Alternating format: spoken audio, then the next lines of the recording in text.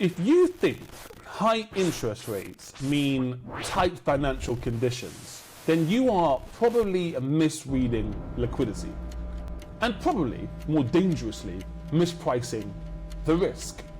The mechanism is very simple.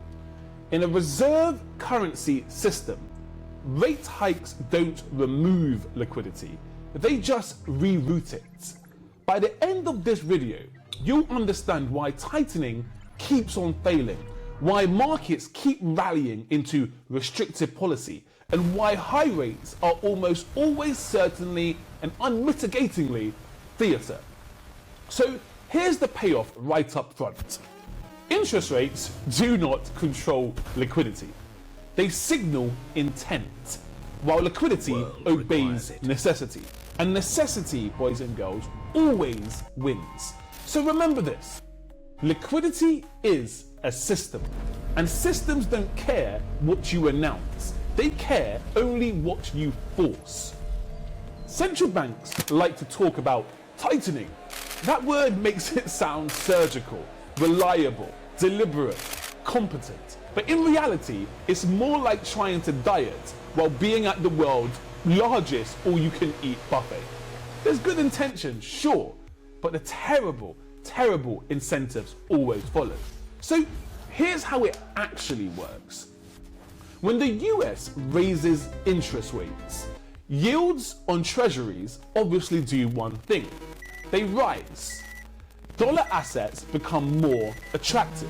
Global capital flows towards the US, not away from it. So instead of draining liquidity, you actually end up doing something else entirely. You end up concentrating it. This is the inherent contradiction nobody actually wants to say out loud. In a reserve currency system, like the ones that the British used to have, and before them the Ottomans, I'd imagine, or the Romans or someone else like that, higher rates can actually increase liquidity. Not everywhere, but where it actually matters. And that's why markets keep refusing to behave. This is also why press conferences sound confident while markets nod politely and then do the exact opposite. And we're wondering what's going on. It's not responding to what they're actually saying.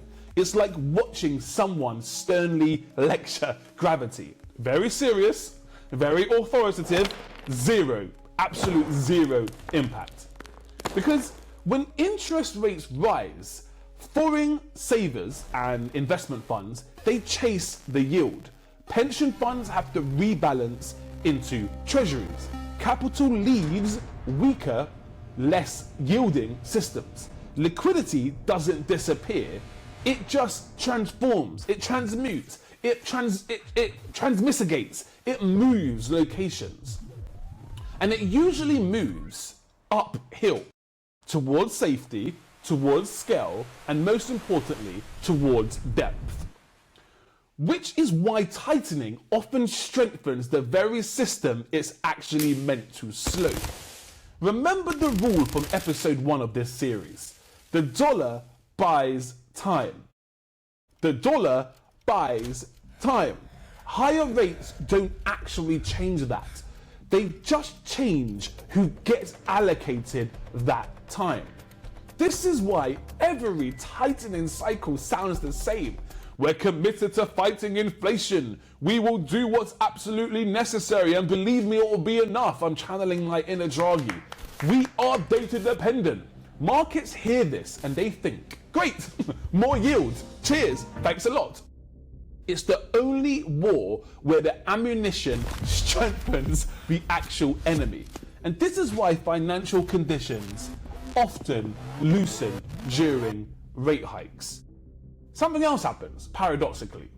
Equities stabilize. Credit spreads compress.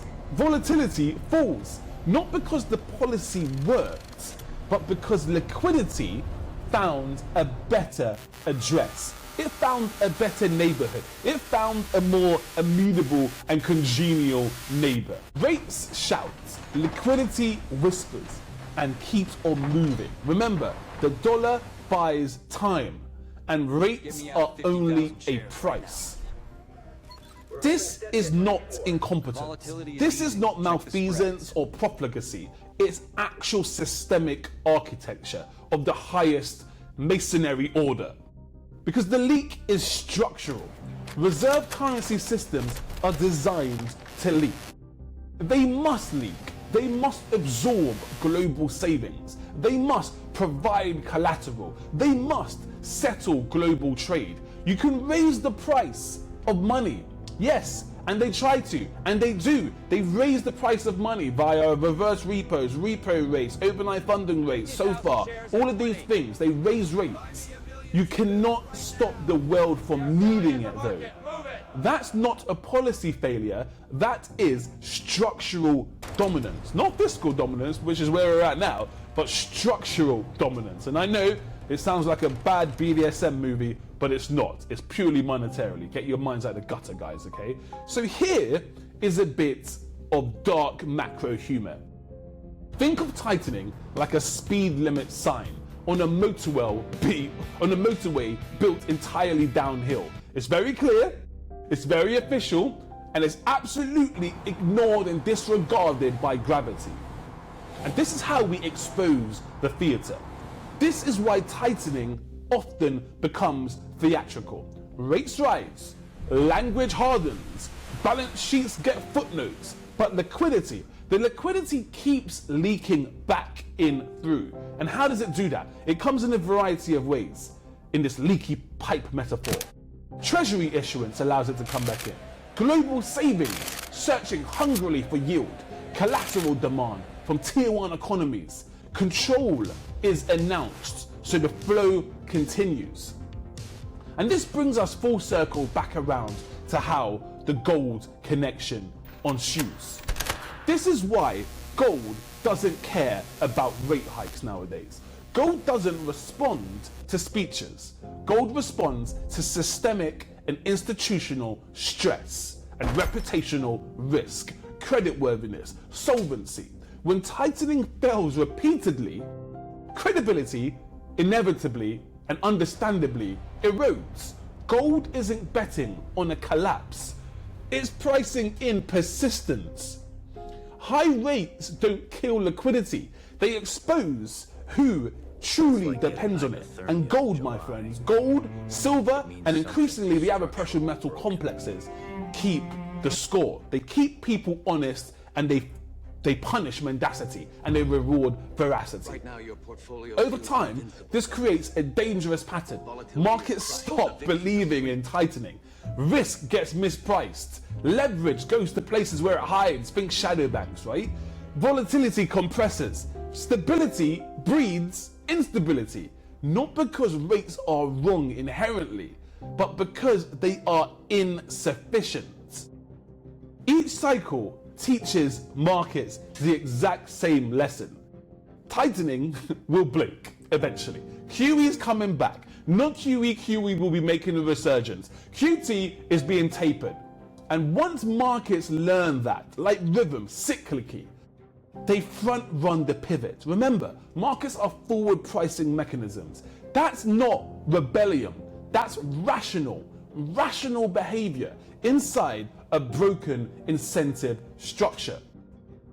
The real danger is not actually rates. There's an unresolved risk dynamic here. The real danger isn't increasing rates. It's what happens when rates stop working altogether. Because when price signals fail, only balance sheets remain. Really shaky, foundationally weak balance sheets. And balance sheets always choose survival over stability. So in the next episode of this mini-series, we're going to be talking about the liquidity itself. Yes, let's give the monster a face. Why it never really leaves, why it just changes names, and how, not QE, became the most important policy tool in the entire arsenal. The tool shed, the coterie of systems, the charcuterie board of monetary policy tools. Because once you understand that, you stop asking when tightening will work and start asking where the liquidity is hiding. My name is Justin Banton. This is the House of Trade. Like, share, and subscribe. See you in the next episode. Ciao for now.